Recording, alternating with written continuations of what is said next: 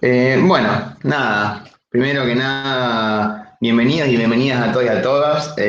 Nada, estamos muy contentos de poder volver a hacer una charla con Carlitos, Carlos del Frade, periodista, investigador, diputado provincial por el Frente Social y Popular. Bueno, también muy cercano y amigo para nosotros y nosotras como estudiantes universitarios, siempre estando presente, a disposición de cada actividad, cada charla para poder discutir y bueno, discutir el pasado, el presente y a partir de eso el futuro y el futuro que queremos construir con temas históricos y de soberanía en la lucha de todos los días que llevamos.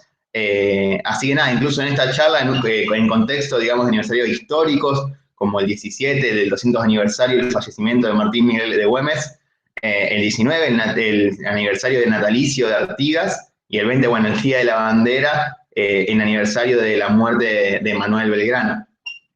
Incluso no solo poder hablar de nuestros próceres, sino también de cómo pelearon por una patria más justa, libre y soberana. Y bueno, y a partir de eso, conocer y poder discutir cuáles son las tareas y el camino que tenemos que seguir actualmente para poder seguir ese ejemplo y pelear por esa Argentina que todos soñamos, mucho más justa, con igualdad, con poder decir la palabra soberanía y que sea algo real, incluso a partir de discutirlo, como la discusión en la hidrovía que venimos discutiendo mucho, que Carlitos viene discutiendo mucho y que nada, venimos siendo o peleando por ser protagonistas como estudiantes universitarios y entendiendo la necesidad bueno, seguir peleando día a día por una segunda y definitiva independencia, citando a Manuel Belgrano, ni amo nuevo, ni amo viejo, ningún amo, y nada, a partir de eso poder conocer nuestra historia, poder discutirla para poder defenderla y poder pelear por esa patria más justa de la que nada, entendemos que es necesaria. Así que nada, de vuelta agradecer a Carlitos por su presencia, agradecer y bienvenidos a todos y a todas por estar. Y bueno, después nada, pueden ir dejando preguntas por el chat después de que Carlitos cuando termine Carlitos vamos leyendo, vamos charlando. Pero bueno, nada, como para hacer una pequeña presentación, así que nada, muchísimas gracias a todas y a todas, y bueno, muchas gracias Carlitos, te dejo que arranques.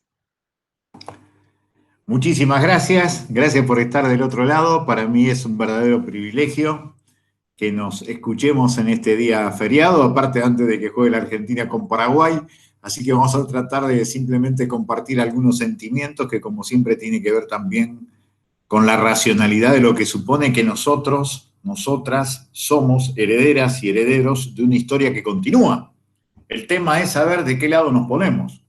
Si somos continuadores del sueño colectivo inconcluso de poner en la vida cotidiana, en el trono de la vida cotidiana, la noble igualdad, o somos continuadores de las pesadillas que concentran y extranjerizan riquezas, haciendo que la democracia sea simplemente una palabra vacía en donde hoy hay 19 millones de personas por debajo de la línea de la pobreza en un país absolutamente rico como es la Argentina.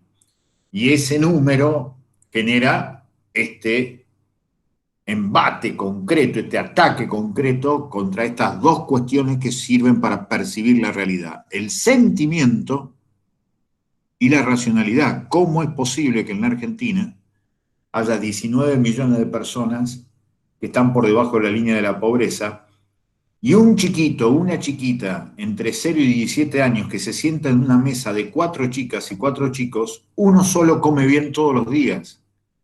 3 de cada 4 chicas y chicos no come bien todos los días en Argentina. Y esa es una cifra dolorosa, porque quiebra la columna vertebral de lo que alguna vez generó como instancia de consigna al peronismo y que después pasó a todas las identidades políticas. Que en la Argentina las únicas privilegiadas y los únicos privilegiados son los niños, son las niñas. Eso se quebró. Hoy son los primeros perjudicados. Por eso esos números impactan en la cabeza y también en el alma. Por eso hacemos política. Por lo que sentimos y por lo que pensamos. Y por eso viene bien saber que somos sentimentalmente herederos de viejos sueños colectivos inconclusos paridos en luchas con sangre derramada, y también pensar que muchos de aquellos proyectos que terminan inconclusos quizás son la matriz filosófica de la solución que necesitamos. Por eso tiene razón Eduardo Galeano cuando dice que el ser humano es sentipensante, la mezcla del sentimiento y la razón. Hace muchos años atrás, en plena década del 90, cuando estaba el menemismo rubicundo, que había hecho un proceso político por el cual se colonizaba al Estado para ser cómplice de las empresas privadas y por eso se privatizó absolutamente todo, entre ellos los puertos, entre ellos el dragado, balizamiento y peaje del Paraná, esto que terminó conformando la empresa que se llama Hidrovía Sociedad Anónima. Se concesionó el petróleo, el gas, los ferrocarriles, la Junta Nacional de Granos, se disolvió la Marina Mercante, lo que generaciones y generaciones de argentinas y argentinos habían parido durante tantos años. Ahí en la década del 90, en donde cada dos noticias una hacía referencia a lo que el Fondo Monetario Internacional exigía, me llamaron de Córdoba para dar una charla con chicas y chicos de la escuela primaria de tercer grado. Tercer grado son 8 años. Imagínense ustedes, nosotros como siempre no teníamos trabajo fijo porque nos habían echado como perros de los grandes medios de comunicación y yo dije que sí porque me iba a ganar unos buenos pesos para dar historia política argentina. Pero aparece la conciencia. ¿Qué diablos le decía a chiquitas y a chiquitos de 8 años de historia política argentina? Entonces pensé en el ejemplo más gráfico para pensar la historia política argentina y para que quede un trazo grueso. ¿Para qué lado pateaban? ¿Para qué lado pateaban ciertos próceres? Entonces me imaginé lo siguiente. Dibujé en el pizarrón una cancha de fútbol e hice un equipo de fútbol. Yo vengo de la década del 70 y mi esquema es un 4-3-3, siempre muy definido. Entonces le empecé a contar a los chicos. En el arco, cuidando la dignidad de la memoria, la justicia y la verdad, los 3 palos de la identidad del presente, las madres de Plaza de Mayo.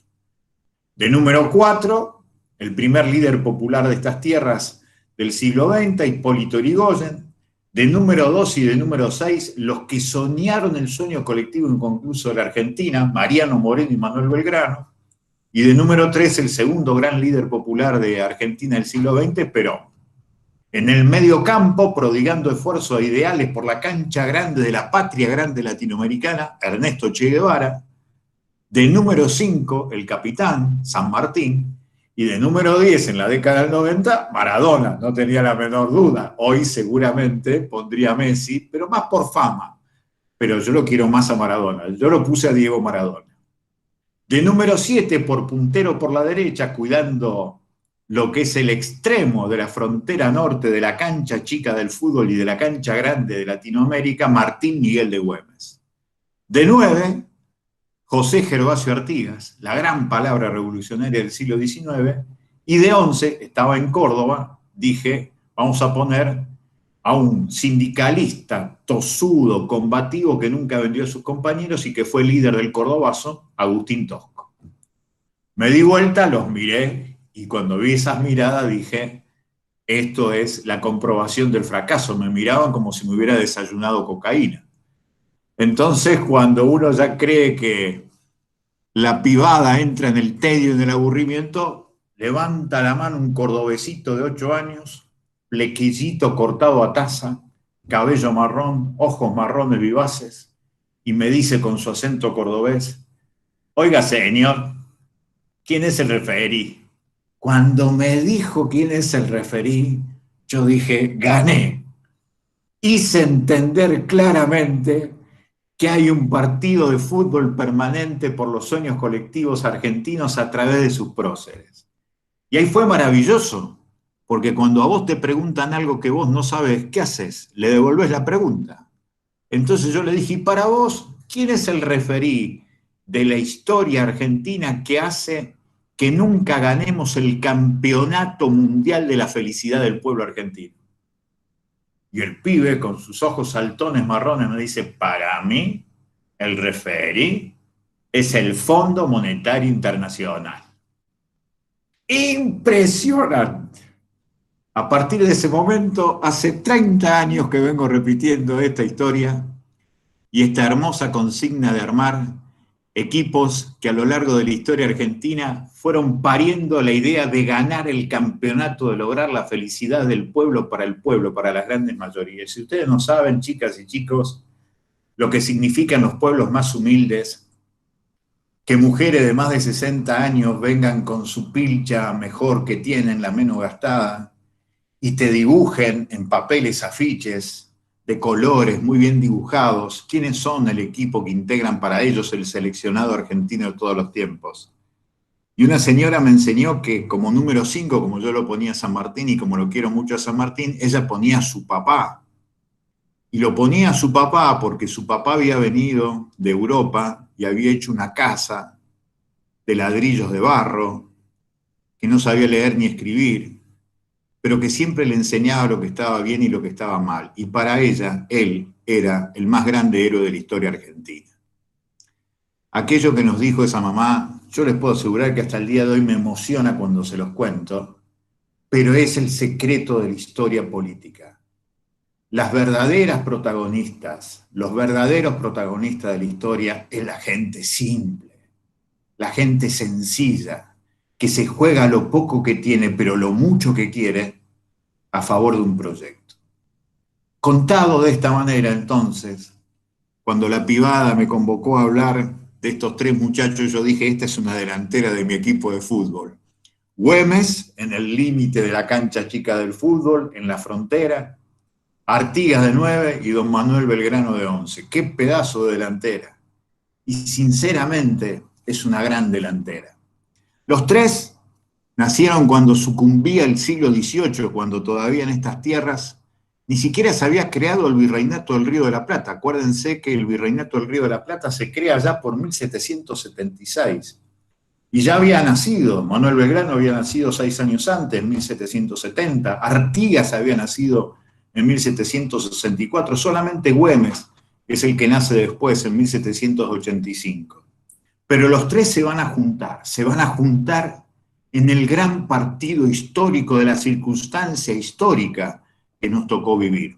Este era el territorio del Virreinato del Perú, que había hecho del Virreinato del Río de la Plata el lugar, el puerto de Santa María del Buen Aire para sacar por allí las mercancías que venían del Perú. En aquel momento lo que era el país era un gran chorizo que era del Virreinato de Lima, desde Lima, Perú, atravesaba todo el noroeste argentino y llegaba a Buenos Aires. El lugar con mayor cantidad de habitantes era Santiago del Estero. Buenos Aires era una simple aldea de 40.000 habitantes donde el 10% sabía leer y escribir y en donde toda la gente hoy que vivía en Buenos Aires sobraba lugar, en canchas como la de Central, la de Newell's, sobraba lugar por la poca cantidad de gente que vivía. La gente vivía en el noroeste, vivía allí en Santiago del Estero. Allí entonces aparecen tres figuras extraordinarias que son expresiones individuales de intereses que son contradictorios al virreinato. Pero acuérdense que siempre hay una doble imposición, dependencia nacional y dependencia social. Explotación de la nación, saqueo de la nación y explotación de clases sociales. Por eso es tan interesante lo que vamos a ver someramente sobre Artigas, sobre Belgrano y sobre Güemes. Va a ser Belgrano, tal vez la mayor inteligencia del mundo hispanoamericano. Belgrano a los 20 años se recibe de abogado en Valladolid, es el segundo promedio de la Universidad de Valladolid en 500 años, es decir, tiene una cabeza muy luminosa, es el segundo gran intelectual de Hispanoamérica, el Vaticano le permite leer los libros prohibidos, vuelve al Virreinato del Río de la Plata y con 24 años le dicen, a perpetuidad, hasta que te mueras, vas a ser el secretario del consulado. Imagínense, un pibe de 24 años que recibe un sueldo mensualmente de hoy serían 300.000 pesos. Y le dicen, de acá hasta que te morís, recibís este sueldo. ¿Qué piensa hoy mucha pibada de 24 años el que le dicen esto? Listo, estoy hecho, no me caliento más por nada. Belgrano no va a ser así. 3 años después de eso, empieza a escribir sobre la necesidad de tener una marina mercante, una marina propia, para llevar los frutos del país y exportarlos por los ríos que deberán ser siempre del país. 1797. Tenía 27 años y escribió eso que hoy es una necesidad.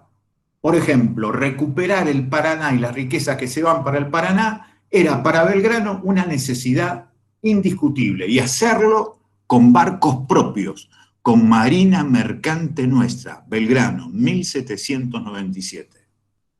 Llegan los ingleses, 1806 y 1807, 3.000 soldados ingleses toman Buenos Aires. A Belgrano le dicen, quédese tranquilo, don Manuel, le respetamos todo, pero usted jure lealtad inglés. Y es ahí en donde dice esta frase que Matías recién decía, ni amo viejo, ni amo nuevo, ningún amo. Y ahí se escapa y empieza clandestinamente en Montevideo a iniciar todo lo que tenía que ver con la recuperación de Buenos Aires. Y 3 años después, junto a su amigo Mariano Moreno, escribe la plataforma política de la Revolución de Mayo, verdadero mandato político hasta ahora inconcluso. Va a decir el plan de operaciones: la felicidad del pueblo es el objetivo de la política y el objetivo de la revolución.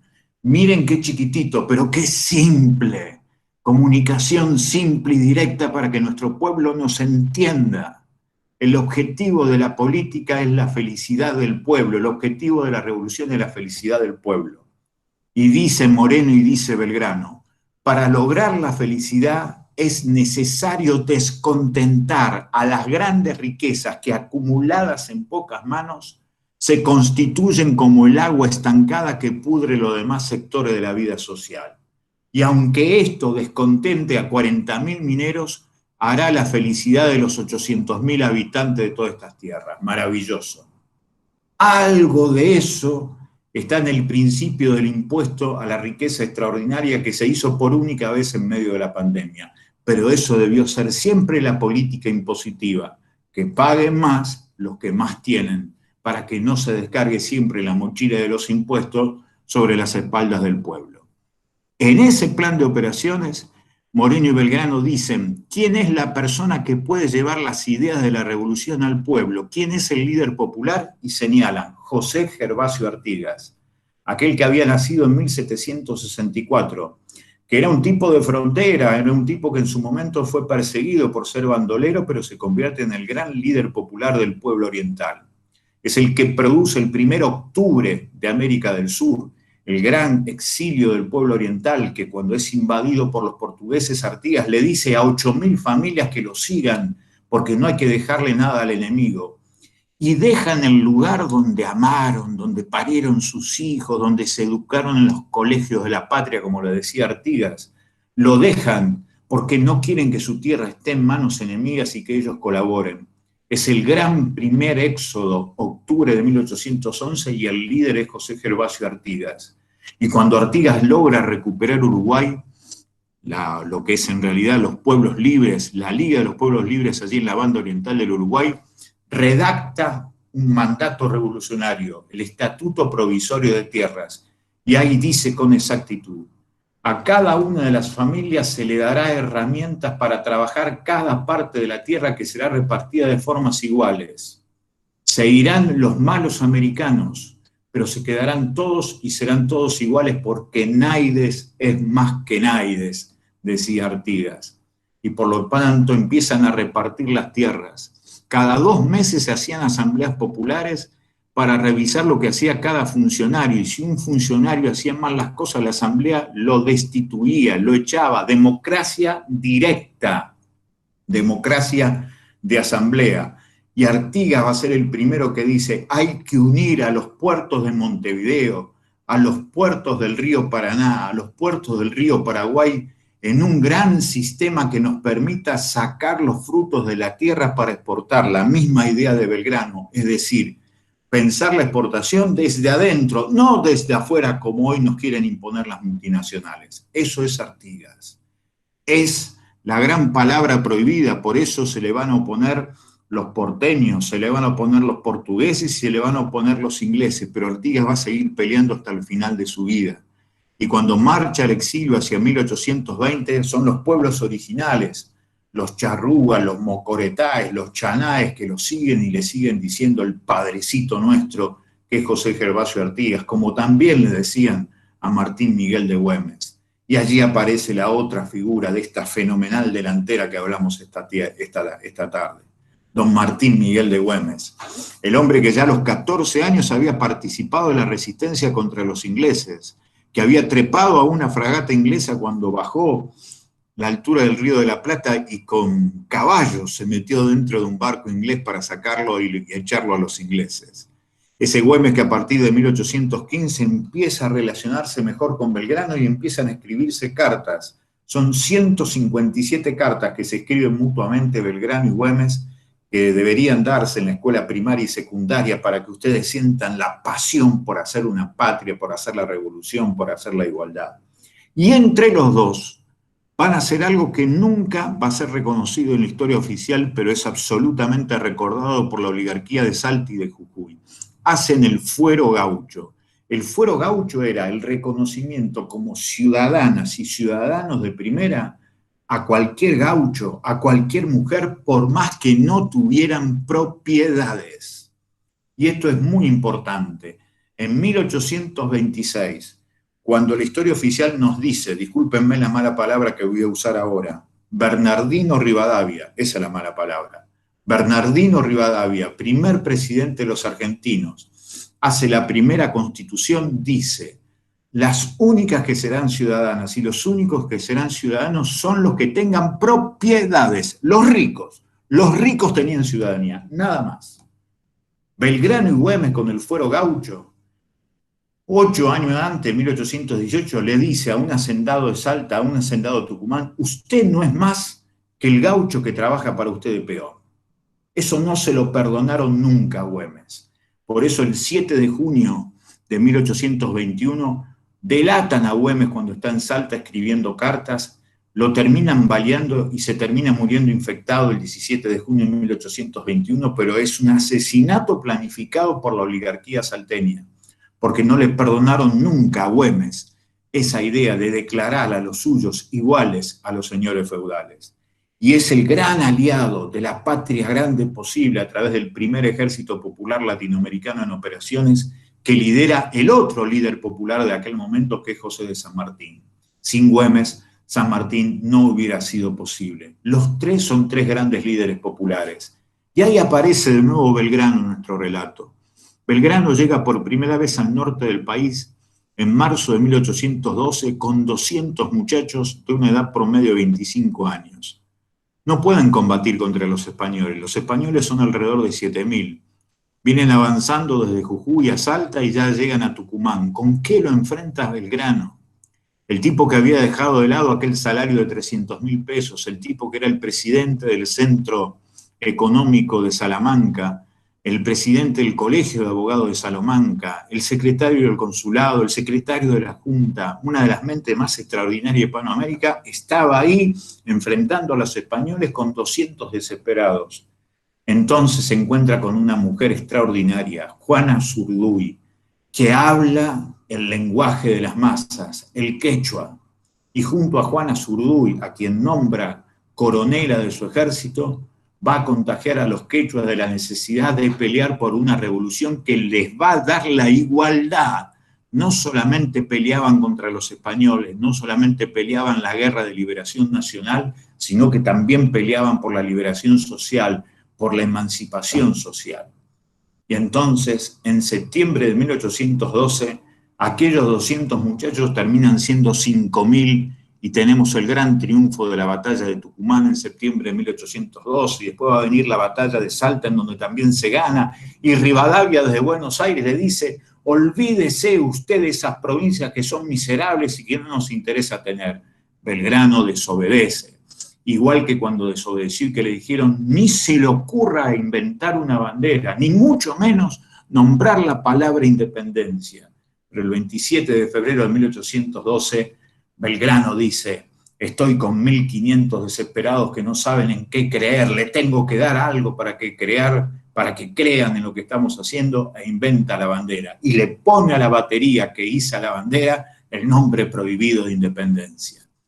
Ese general desobediente, en 1813, 35 años antes del manifiesto comunista de Karl Marx, dice, hay dos clases de personas que existen en el mundo. Una minoría que tiene el imperio de las cosas y de las personas, y una segunda parte que son las grandes mayorías que parecen vivir bajo la tiranía de esa minoría. Ahí se rige el mundo. 35 años antes del manifiesto comunista, Belgrano escribía eso en 1813 en el Correo de Comercio, marcando la realidad de clases. El final de Artigas, el 23 de septiembre de 1850, el de Belgrano, el 20 de junio de 1820, y el de Güemes, el 17 de junio de 1821, marcan que esas expresiones individuales que habían sido líderes populares terminaron en la pobreza o exiliados porque los condenaron políticamente, porque no solamente peleaban por la liberación del Imperio Español, sino que peleaban por la igualdad social, en donde nadie fuera más que nadie, como decía José Gervasio Artigas. Hoy tenemos la necesidad de saber que sus ideas están vigentes en las necesidades de millones y millones de argentinas y argentinos, que están vigentes en la necesidad de la patria grande, en pensar esta cuestión de los ríos unidos de América del Sur como lo pensaba Artigas, y en la necesidad de mirar el mundo desde nosotros. Paisano significa eso, llevar el país adentro. Soy de la idea que no se puede defender aquello que no se ama, y no se ama lo que no se conoce. Por eso para nosotros hay que conocer a esta delantera, a Güemes, Artigas y Belgrano, porque hay que conocer para amar y amar para defender. Por eso hoy compartí estas reflexiones con ustedes y les pido disculpas por los exabruptos y por estos minutos en donde espero no haberlos aburrido tanto. Muchísimas gracias por la atención. Muchísimas gracias a vos, Carlitos. La verdad que muy, muy bueno. No sé si alguien quiere preguntar algo, si alguien quiere aportar, hablar, más que bienvenido, así que nada. Pero bueno, muchísimas gracias, Carlitos. La verdad que buena reflexión y siempre interesante y emocionante, digamos, en ese sentido, para poder conocer, incluso como vos decías bien, para amar y amar para defender en esto que nada, que entendemos en esta discusión que es tan fundamental, el conocer el pasado para poder pelear en el presente por un futuro en que sea como soñamos. Así que nada, si les parece abrimos algunas preguntas, los que pueden hablar si quieren o pueden escribir por el chat. Ahí Adrián levantaba la mano.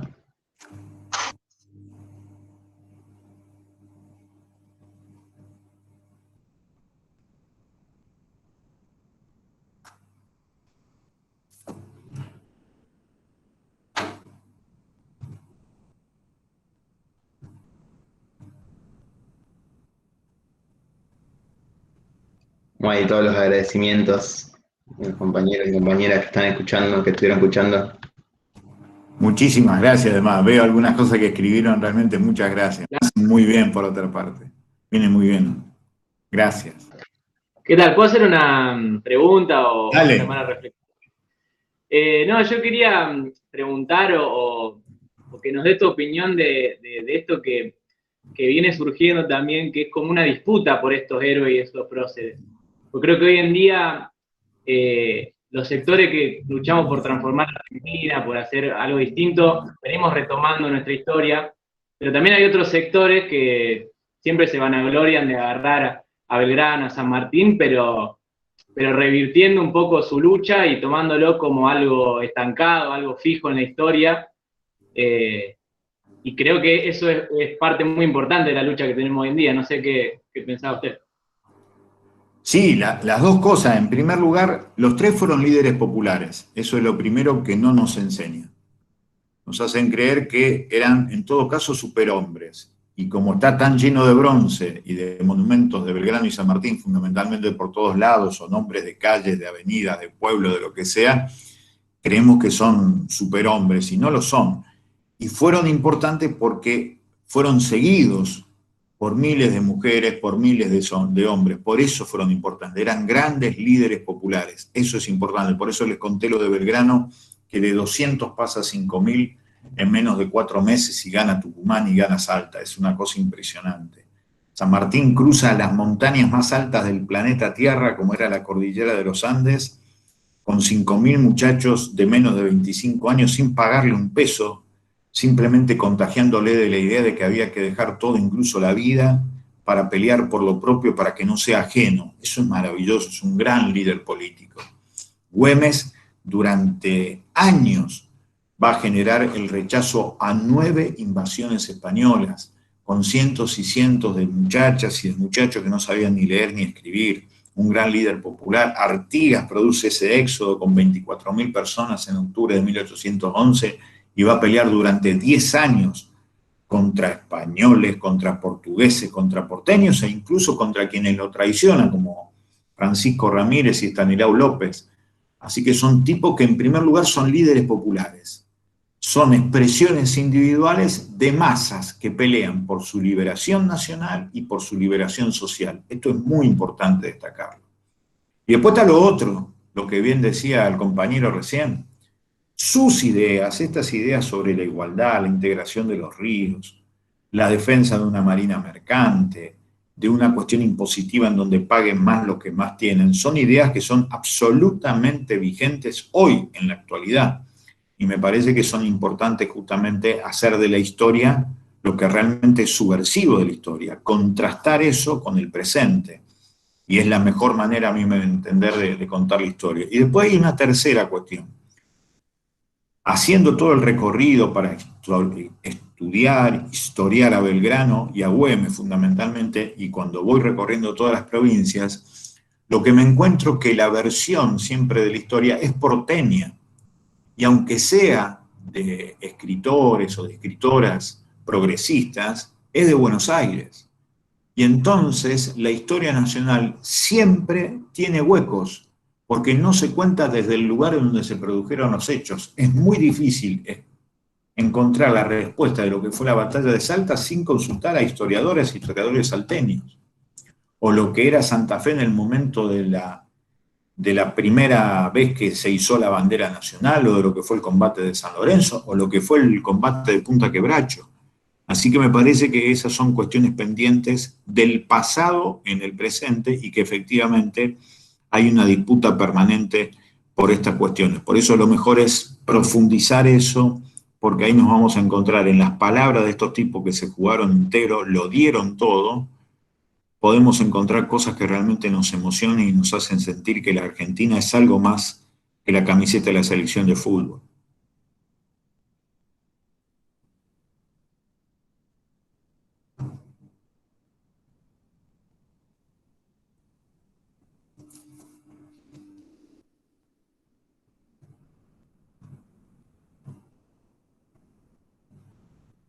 A ver si hay una otra pregunta, si no yo tengo igual una pregunta también.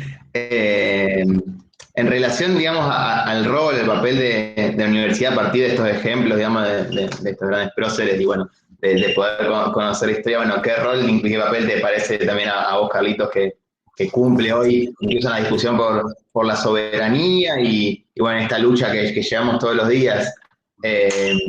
Nada, quería como algo así más general a partir de bueno, de todo lo que vienes charlando con estos grandes próceres de esta delantera. A mí lo que me parece que es fundamental jugar en ese equipo. Hay que meternos con esa idea de que nosotros somos protagonistas de la historia y no pedir permiso para vivir. No somos consumidores de redes sociales ni de la televisión solamente como espectadores, tenemos que ser protagonistas de la historia y siempre empezar de lo cercano a lo lejano, como siempre hemos dicho. Hay que pelear realmente por lo que queremos, porque si no peleamos por lo que queremos, inevitablemente nos van a imponer lo que no queremos. Así que es fundamental el protagonismo, desde la universidad, desde el barrio, donde sea. Pelear realmente por lo que queremos y siempre intentar hacerlo con otras personas para tener fuerza. No hay fuerza en lo individual, hay fuerza solamente si lo individual expresa lo colectivo. Así que lo primero que hay que hacer es construir espacios colectivos de transformación. Ahí Baudi tiene una pregunta. Sí, Carlos, ¿cómo va? Primero que nada, gracias siempre por venir. Y no, hoy que Andy estaba hablando de esa disputa que hay por los próceres, medio como que me acordaba que el feriado de Güemes en realidad es de los feriados creo que más nuevos que tenemos, que se implementó en el 2016, una cosa un poco así. ¿Por qué pensar o de dónde viene ese ocultamiento de una figura tan importante como la de Güemes? ¿Desde dónde, cuándo y cómo se logró que podamos empezar a recordarlo por lo menos de esta manera? Acordate siempre que la historia se escribe desde el presente. Y Güemes está marginado porque los primeros que marginan en Güemes son las clases dominantes de Salta. Vos cuando llegás a Salta te encontrás en la plaza principal de Salta, que además es un lugar hermosísimo, realmente hermosísimo, porque conviven 4 siglos de distintas culturas, te encontrás con Arenales. La plaza principal es Arenales. Si vos te vas de Salta y preguntás quién es Arenales, nadie sabe. Arenales fue un tipo que combatió con San Martín, después se hizo gobernante de Salta, y como gobernante de Salta, dice la historia oficial salteña, le dio desarrollo a Salta porque le entregó las minas de cobre y de hierro a los ingleses. Por eso el prócer principal de Salta es Arenales, y está en el centro de la ciudad. Ahora, Arenales es un tipo inglés, un tipo que sirvió para Inglaterra, como Rivadavia, como Mitre, sirvieron para Inglaterra. Güemes, el monumento a Güemes, está a kilómetros del centro de Salta. Siempre fue un marginal. ¿Por qué? Porque la clase decente, la gente decente de Salta, como se decían ellos, lo repudiaban a Güemes. Y lo repudiaban por eso que yo te conté, el fuero gaucho, de declarar ciudadanas y ciudadanos por más que no tuvieran propiedad. Entonces, claramente es toda una lucha y una pelea por Güemes. En todo caso, se le deja el lugar que Mitre, que fue el historiador oficial argentino, el que inventa la historia oficial argentina, dice que Güemes tiene su valor por ser simplemente el brazo en donde se apoyó San Martín para hacer su extraordinaria emancipación, primero por Chile y después por el Perú. Pero es mucho más Güemes que eso. Insisto, es el que resiste 9 invasiones españolas, es el que produce un cuadro de igualdad entre el gauchaje y los señores feudales, pero por eso está ignorado, por eso se lo ignoró tanto a Güemes. Por eso es tan importante ver cómo se estructura el relato de la historia de acuerdo a la clase dominante del presente. La historia se cuenta de acuerdo a la clase dominante del presente, no del pasado. Por eso es tan interesante ver lo de Güemes, efectivamente. Muchas gracias, Carlito. Ahí Bruno, le voy a levantar la mano. Bueno, Carlitos, muchas gracias. A vos. La verdad que me había quedado con la intriga de cómo era la formación de esa delantera, porque cuando te contactamos primero era por Güemes, después se sumó Belgrano y después nos sumaste Artigas muy, muy correctamente. Y te pregunté y nos había quedado la deuda de cómo formaba esa delantera, quién jugaba por dónde. Pero además de eso, mi pregunta en realidad era si vos te animás ahora a tirar, no sé, 4 o 5 los puntos que vos puedas de programa o de actualidad de qué harían esos 3 jugadores excepcionales de nuestra patria y de la patria grande hoy en día en la Argentina, digamos. ¿Qué se pondrían a hacer? Puntos concretos de programa. También considerando que incluso mueren y una parte de su final es muy, no muy parecido, pero tienen finales comunes en cómo los son tratados y despreciados. Los puntos están en sus propios escritos. Yo te diría que el Estatuto Provisorio de Tierras de Artigas, con el Reglamento de los Pueblos Misioneros de Belgrano, de diciembre de 1811, más los decretos de Güemes, en primer lugar lo que te dirían, y lo sumaría San Martín también en eso porque se apoyó en Güemes, te diría, no pagarle un metálico al extranjero mientras existieran deudas internas. Eso lo hace San Martín cuando fue gobernador de Cuyo y protector general del Perú y capitán general de Chile. Es decir, no pago la deuda externa mientras haya deuda interna. Mirá qué cosa impresionante, San Martín. Esto los 17 de agosto no lo dice nadie, pero San Martín lo hizo siempre cuando fue gobierno, insisto, en Cuyo, en Chile y en Perú. Güemes lo hizo también, no se le pagaba a ningún extranjero mientras existieran deudas de hambre con su pueblo, como él mismo lo dice. Primer punto. Segundo punto. Los que tienen que pagar impuestos son los que más tienen.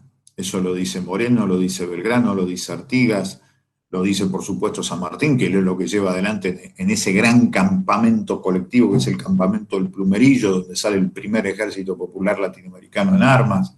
Lo hace Güemes, por eso la gente decente de Salta se levanta. Así que no pago la deuda externa, que paguen más lo que más tienen. Distribución de la tierra, está presente en los 3, está presente en Artigas, está presente en Belgrano y está presente en Güemes. Unidad de los puertos del río de la Plata, del río Uruguay, del río Paraná y del río Paraguay. Eso lo dice Artigas en primer lugar, pero es lo que Belgrano entrevé en 1797, cuando tenía 27 años, ¿te acordás que te conté? Marina mercante para exportar los frutos de la tierra por los ríos que deberán ser siempre del país.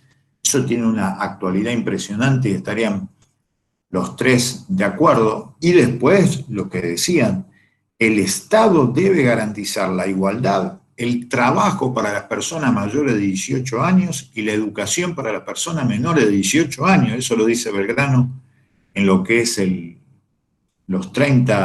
reglamento de los 30 pueblos misioneros en diciembre de 1811. Así que ahí tenés 5 medidas realmente impresionantes.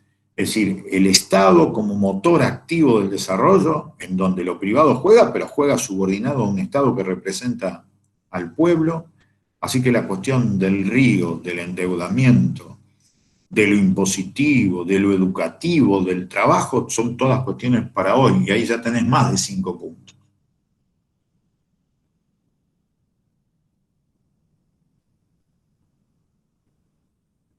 Bueno, muchísimas gracias, Carlitos, clarísimo.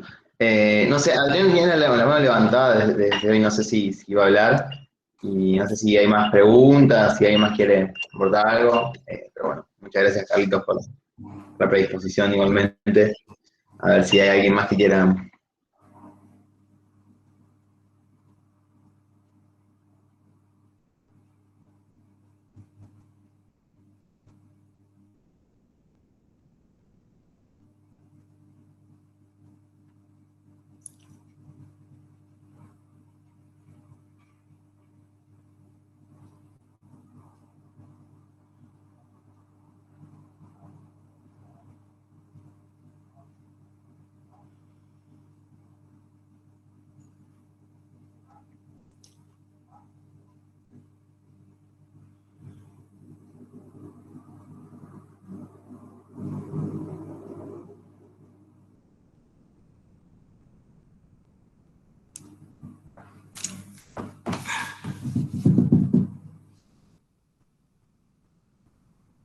Bueno, vayan a ver Argentina-Paraguay entonces.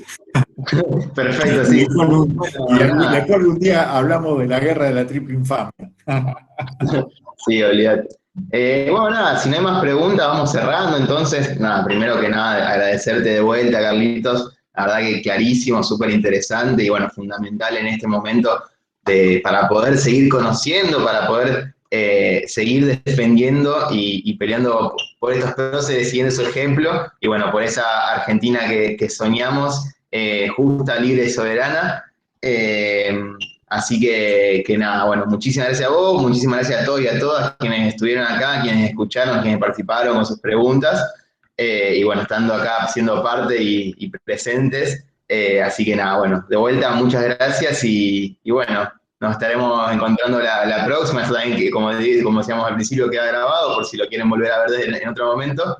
Que yo creo que es necesario un repasito de todo lo que estuvimos charlando. Así que nada, bueno, muchas gracias a todos y a todas. Muchísimas gracias, ¿eh? Un gustazo. Muchas gracias. Un abrazo de Carlitos, que ahora al entrar a la selección. Chau. Chao, nos vemos.